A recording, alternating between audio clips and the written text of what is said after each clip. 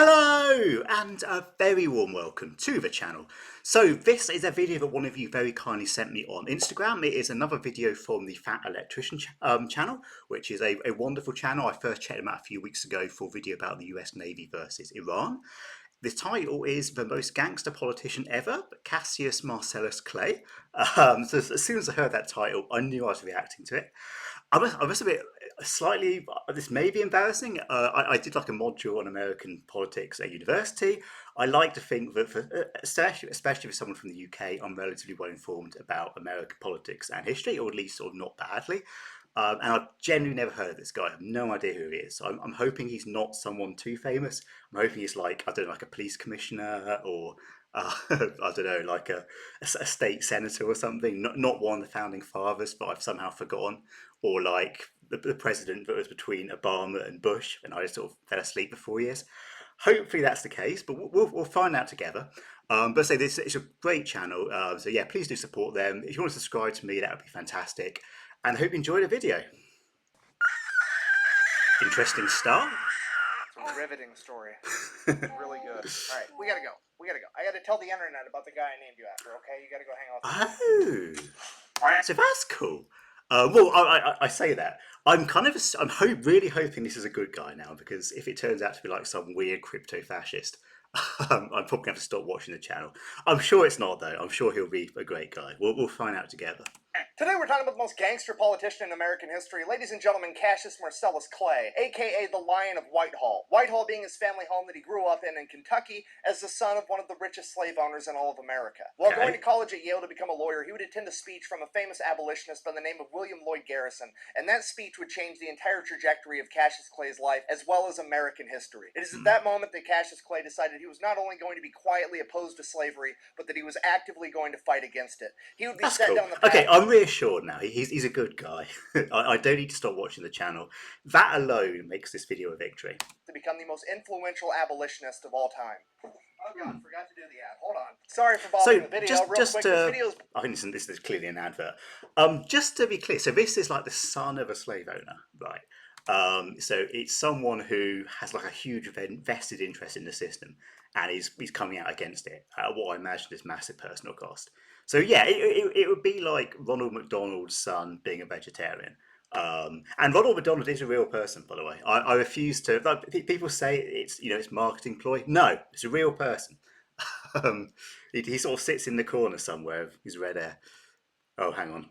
I muted it. No, I haven't. States in an even better online store that I'm going to have linked down below. And if you use my code, you're going to get free shipping. They've got everything you can imagine there. This is where I got this shirt. Nice. This is where I got this backpack. All of it was on sale. It was a great deal. Again, use my code down below. You're going to get free shipping. Yeah, go support his channel. I'm sure it's wonderful. I forgot to mention, Muhammad Ali's original name was Cassius Clay. Yeah, he was actually named after this guy too. Anyways, back to the video. Bye-bye. If you don't know at this point in time, there's basically two different camps you could fall into for being anti-slavery. You could be an abolitionist or an emancipationist. An emancipationist is somebody that wants to vote it out over time, over the next 5, 10, 20 years, versus an abolitionist, which is somebody that believes we need to end slavery right now, and they're willing to fight about it. And in the case of so that's it. I mean, you get that so often in like Western politics. You get like the camp that wants a gradual kind of reform through the democratic process, and you get the camp that thinks something so terrible that almost any action is justified to end it. So you can kind of see that in a lot of things. Cassius Clay, he was willing to fight anyone, anywhere, anytime. You see, Cassius Clay wasn't just some nobody punk kid that went off to college and decided that he didn't like slavery. This was the son of one of the wealthiest slave owners in all of America. Yeah. So for him to come out and voice anti-slavery views was a huge deal, and it pissed off a lot of people. So, being that this was the 1820s, what do you do when you're pissed off? You challenge somebody to a duel. So needless to say, the young Cassius Clay found himself partaking in an awful lot of duels, and he never ever lost. So, obviously, he's pretty good at it, and what do you do when you find something you're pretty good at? You want to keep doing it, right? Right. So Cassius... Anyone else think the American political system has lost something now that dueling is no longer fashionable? People complain that American politicians are too old. If you had dueling, that would probably not be an issue, right? If you had like Mitch McConnell versus Biden at dawn with sabers, I think we'd reduce the average age of politicians quite quickly. Cassius Clay starts challenging anyone and everyone to a duel that dares to oppose him. It became common knowledge in his community that Cassius Clay would be willing to fight the wind if it blew from the west and he wanted it to blow from the east. This man went on a dueling rampage, so much so that by the time he graduated college, he was considered to be the deadliest duelist in all of North America. This guy was putting slave owners in the dirt like he was Johnny Appleseed planting fucking trees. He became known as the deadliest abolitionist of all time. So he graduates from college, goes back home as a lawyer. Shortly after that, his father passes away and leaves everything to Cassius Clay. Cassius Clay immediately frees all of his father's slaves, costing himself $40,000, which is roughly $2 million today. And then he even gives some of the slaves land and money on top of it. Absolutely. What a nice guy. It's like, not only is he like Ronald McDonald's son is a vegetarian, it's Ronald McDonald's son is a vegetarian and then goes and like buys up a bunch of McDonald's or gets given a bunch of McDonald's and turns them into like vegan restaurants. Okay, I'm getting carried away with the metaphor, but you get the idea. Infuriating the pro-slavery people in Kentucky. So, what do you do when half the local population hates your guts? You run for public office, and that's exactly what Cassius Clay did. He served in the Kentucky state legislature from 1835 to 1841, and then finally lost his re-election, to which the pro-slavery crowd breathed a huge sigh of relief because they finally defeated Cassius Clay, or so they thought. Clay, in terms of like the timeline, I don't know if we're still in the 1820s. I know that's when he said earlier. So this is still a fair bit before the Civil War. I'm kind of just trying to place it. I know you kind of get like Bleeding Kansas, where sort of the political tensions are rising and it's starting to turn violent before the whole thing explodes. But yeah, if anyone could give me like a more accurate kind of timeline, I mean, I'll probably check it on Wikipedia later. But yeah, that would be really cool. Immediately starts traveling the country, giving amazing anti-slavery speeches, winning over hearts and minds, and this absolutely infuriates the pro-slavery people because they don't know how to stop him. You can't legally stop a guy from talking to people that want to listen to him, and they can't legally kill Cassius Clay in a duel because he's the best duelist on earth. What do? You've got to illegally kill him. The problem with that is they can't find a hitman that's dumb enough to think that they can take out Cassius Clay, so they have to go to the one crevice of the planet where they can find somebody truly insane enough to think that they can do this job. And that Not England, is it? Sam Brown, an assassin from New Orleans. New 1834, Russell Cave, Kentucky. Cassius Clay's finishing up one of his world-famous speeches as he pulls out a burlap sack, reaches into the sack and pulls out a holy Bible and says, "For those of you that believe in the laws of God, I make to you this argument against slavery," sets the Bible on the table, reaches back in the sack, pulls out a copy of the U.S. Constitution, and says, "For those of you that believe in the laws of man, I present to you this argument against slavery," sets the Constitution down on the table, drops the burlap sack to the ground and says, I thought he was going to put out another book, like Harry Potter or Twilight or something. "Those of you that believe in neither the laws of God or man, I make to you this argument against slavery," as he pulls out both of his pistols and sets them on the table, which I think we can all agree is gangster as fuck. And at this moment, Sam Brown comes up on stage and shoots Cassius Clay point blank in the chest. Luckily, Cassius Clay never leaves home without his trusted Bowie knife, which resides inside of a metal sheath. And that metal sheath would catch Sam Brown's bullet, saving Cassius Clay's life. At which point, Cassius Clay would draw his Bowie knife and charge Sam Brown. 6 of Sam Brown's friends in the audience tried to stop Cassius Clay. He would fight his way through all 6 of them, making his way to Sam Brown, promptly stabbing him in the chest, and then turning him into a Mr. Potato Head by cutting off his nose, lopping off his ear, and gouging out one of his eyes. Then the 6 men recovered and were able to peel Clay off of him. I mean, like, how many people are there in history who like, I don't know if he killed him, but who like either kill or maim their assassin? It must be really rare, because your assassin has every advantage of like surprise, probably the better weapon.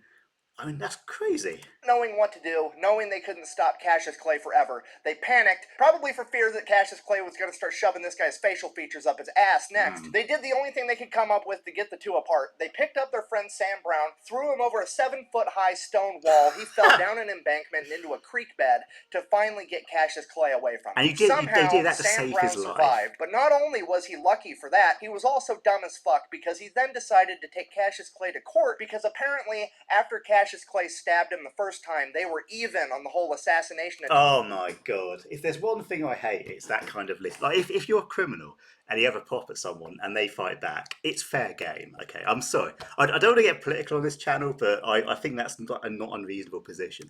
Thing. So Cassius Clay should go to prison for mayhem. So Cassius Clay calls upon his older cousin, one of the best lawyers on the planet that had never lost an open court with over 40 years of experience. And he's a lawyer. Henry Clay. Henry Clay goes into court and his entire defense for his cousin is, and I quote, "Your Honor, this is just standard behavior for a Kentucky." And the judge is just like, "You're innocent. Free to go. That's it. Best court case ever." Literally walks in and just goes, "I thought this was America. Huh? Is this America? I'm sorry, I thought this was America." So after Cassius Clay was found innocent, Henry Clay decides that he's going to run for president, and Cassius is going to help him campaign. Cassius is going to tour the country, giving speeches, saying, hey, you know, vote for my cousin. Here's the rule with that. Henry Clay told him he's only allowed to tour the northern states because he's actually legitimately concerned that if he sends Cassius to the south, he's going to shoot so many fucking slave owners in duels that it could be considered voter fraud. So Henry Clay ends up losing the presidential election, and Cassius moves on to his next life adventure, which is becoming an author and writing anti-slavery news articles. The problem with that was none of the newspapers were willing to publish him, so he says, fuck you, I'll start my own newspaper, The True American. Now, as I'm sure you can imagine, starting an anti-slavery newspaper in fucking Kentucky in 1845 was not very popular. So I don't know what the status of Kentucky was with the slave trade. Like perhaps someone, if you could comment below, it'd be really useful. As far as I'm aware, Kentucky wasn't one of the Republican states, was it? It was kind of one of the newer states that were just forming, and like there was like a debate about whether it should be pro or anti-slave. I'd be interested to know because like I just don't know much about the politics of Kentucky. And his business would receive death threats pretty much every day, some of which were written in blood. So Cassius Clay, in true Cassius Clay fashion, says, fuck it, I guess we're going to fight about it. He then proceeds to up-armor his entire business and his printing office. He covers the entire front of the office in a large iron sheet. He installs several cannons down corridors, stocks the entire thing with loaded guns, and rigs it to explode. I work for a newspaper, and I would love it if that newspaper had cannons pointing outwards. Like that, it would send a message, right? The thing, he also doesn't expect his employees to fight to the death for him, so he installs an escape hatch and instructs them to escape if anything goes down, because he's going to fight the entire mob by himself. How's he going to do that? As soon as you walk in the only door to get into that printing office, you find yourself in a long, narrow corridor with iron on each side, just wide enough for a single man to get through. Cassius Clay is going to stand in that narrow corridor and fight the entire mob one man at a time. Literally. So this is like the 300 Spartans tactic. You're massively outnumbered, so you pick a choke point where the enemy's numbers don't actually count that much in their favor. The mentality of, if you have a problem, take a number, I'll kill you in a minute. This man recreated the entire Battle of fucking Thermopylae with 300 And I swear to God, that was genuine. I haven't like watched this video before and gone back and covered that example. That is literally the first thing I thought of was Thermopylae. Except he's going to do it all by himself. If you think fucking with John Wick's dog is a bad idea, the last thing you want to do is fuck with Cassius Clay's printing press, because this man is determined to defend the freedom of speech with the right to bear arms at any cost. Obviously, this escalates to Cassius Clay defeating an entire mob single-handedly, right? Wrong. The mob, being full of, you know, super brave pro-slavery men that know they're doing the right thing, do the honorable brave thing and wait till Cassius Clay is bedridden with typhoid fever so they know he isn't going to show up. They show up to his business at night and burn the place to the ground because they're a bunch of fucking bitches. Now, Cassius Clay recovers from typhoid fever. He reestablishes a newspaper in Cincinnati, Ohio, which is an anti-slavery stronghold. The only problem with that is being an anti-slavery stronghold, there's not going to be any conflict, and that's fucking boring. So Cassius Clay moves on to another life adventure, volunteering in the How the fuck has Netflix not done a miniseries on this guy? It would be a massive hit, or like any of the streaming services. There's a huge. I genuinely never heard of this guy, and he's clearly one of the biggest characters in his. Well, I don't know if I'll go that far. But he's clearly an amazing character. I feel he's underexplored.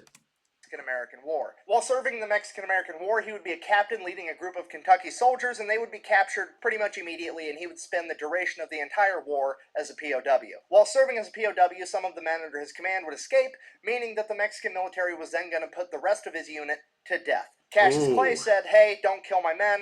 Just kill me and my other fellow officers. We're the ones in charge. It's our fault that those men escaped. It's our responsibility. Please let the lower enlisted men go home. The Mexican military was so impressed by this that they decided to spare everyone, including Cassius Clay, and he would return home a war hero. Returning home from the war in 1848, he didn't really know what to do, so he starts giving his famous speeches again, this time leveraging his newfound title as a war hero. So obviously it doesn't take long for him to piss everybody off. He faces yet another assassination attempt. This time 6 brothers from a wealthy slave-owning family show up, the Turner brothers. They show up with clubs and knives and guns, and they beat the living shit out of Cassius Clay with the clubs. They stabbed him multiple times. Cassius Clay whips out his trusted Bowie knife, starts opening up these brothers like they're fucking Amazon packages, making his way to the lead brother and stabbing him an excessive amount of times. We don't know how many times, but we do know it was a lifetime supply. Killing the lead brother, ending the assassination attempt, Cassius Clay would fall to the ground, nearly dead, and this would be the closest anybody ever came Some to genuine Chuck Norris shit. Like, there's no other comparison. actually killing Cassius Clay. When he was asked about it later on in life, all he said was, "I felt the utmost indignation," which translates to, I was fucking annoyed. This man almost died from an assassination attempt, and he has the same attitude towards it that I have towards fucking fruit flies, okay? This dude is so metal, he deserves his own spot on the periodic table of elements. And this is his second assassination attempt, which nearly succeeded. So, like, it's kind of like the guy goes against his own kind of social class, financial interests, takes huge personal risks with his life, survives 2 assassination attempts, nearly gets executed in the Mexican-American War. I mean, like, what next? Is he fucking Iron Man? Genuinely, what next? Cassius Clay then makes a full recovery from his injuries, starts giving his speeches again. 1853, he donates a large chunk of his land to John Fee, who uses it to found Berea College, the first co-educational and multiracial college in the South ever. Fast forward to 1860, Cassius Clay is giving speeches in Illinois where he meets a politician by the name of Abraham Lincoln. Ah, I recognise that name. Great. Cassius Clay is... See, I didn't totally waste my time doing American politics lessons. That name I'm familiar with. Then slotted to become Abraham Lincoln's vice president. However, he's a little bit too Cassius Clay to be an actual big-name politician like that, so they give the job to Hannibal Hamlin, and Cassius Clay becomes the ambassador to Russia. 1861 rolls around, the Civil War breaks out. Cassius Clay is in Russia. Cassius Clay not only convinces Russia to not side with the Confederates, but he convinces Russia to tell Great Britain and France that if they so much as recognize the Confederacy, Russia will go to war with them. And this was a humongous step that nobody... And that's really interesting because, I mean, the Confederacy was, through its entire history, massively outmanned and, particularly in industrial capacity, outmatched by the North. So I think its big hope was always you bring in one of the great powers on its side, with the most obvious options being the French Empire or the British Empire, or perhaps both. I mean, both could potentially have an incentive to kind of weaken the United States. And like the work of American diplomats in keeping Britain and France out of the war, and actually the abolition of slavery helped that, because slavery was by this point very unpopular within Britain, is a really interesting subplot to this. He talks about in the winning of the Civil War. And it is 100% because of Cassius Clay. Fast forward to 1862. Abraham Lincoln wants to appoint Clay a major general in the Union Army. Cassius Clay publicly refuses the President of the United States, saying that he's not going to do it until the President signs the Emancipation Proclamation freeing the slaves of the South. Cassius Clay is literally the man that bullied Abraham Lincoln into prematurely signing the Emancipation Proclamation before he wanted to. And nobody talks about it. Fast forward again to 1865, the Union... Genuinely never heard any of this before. I feel like this guy should be better known. I really do. Wins the Great American Scrimmage, the slaves are freed. Cassius Clay has achieved his lifelong goal at the age of 55, bringing an end to slavery in the United States of America. He then goes back to Russia again to serve as ambassador until 1869, and while he is there, he helps to broker the purchase of Alaska. This man is probably the most influential person in American history that you've never heard of. After returning home from Russia, Cassius Clay would live out the rest of his days in Whitehall until the age of 80 years old, where he would be declared clinically insane, in hindsight most likely due to a severe amount of PTSD, as well as potentially dementia.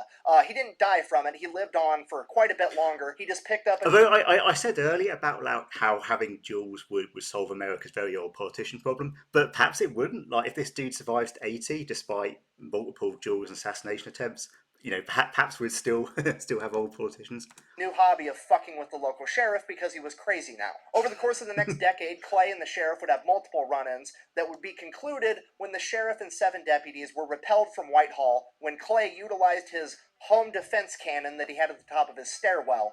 At that point, the local sheriff would inform the local judge he will not be returning to Whitehall to tangle with Cassius Clay anymore unless the judge was willing to dispatch an entire company of the local militia to accommodate him. Then in 1900, 2 men would break into Whitehall, and Cassius Clay at the age of 89 would manage to kill both of them, one by gunshot and one, yet again, with his trusted Bowie knife. Then in 1903, at the age of 92, Cassius Clay would die of natural causes, or as they called it back then, general exhaustion, which is the most gangster way on the planet to go out. Literally just, I'm tired now. Peace. And then he left. I'm pretty tired. Think I'll go home now. In conclusion, when it comes to famous historical household names, there's always another man or woman lurking behind the scenes in the shadows that's deemed too rough around the edges to be in the spotlight, yet they contribute just as much, if not more, to the movement. These men and women are willing to do horrific things for terrific reasons, and when it came to Abraham Lincoln and the abolition of slavery, that man's name was Cassius Marcellus Clay, the most gangster politician in American history. Thanks for watching the video. Best way to support the channel is go buy some merch at thefatelectrician.com. Quack bang, out. Yeah, go do that. It's a great channel. I don't know how I've never heard of this guy, because that is a genuinely incredible story. I don't get how there aren't like 12 Hollywood movies about him, because he surely is worth it on so many levels. Like, there's no, like, even when he's like an 80-year-old guy, he's killing burglars. Like, it's like no time off. But no, that was fascinating, and like, I don't know if I should be embarrassed about not having heard of him. I'm hoping that some of you guys haven't as well, and I'm not just kind of spectacularly ignorant about American history, or got like a massive hole in my knowledge, which is definitely possible. But no, that was really interesting. I hope to have some more videos soon, so please do subscribe and enjoy the rest of your day. Thank you.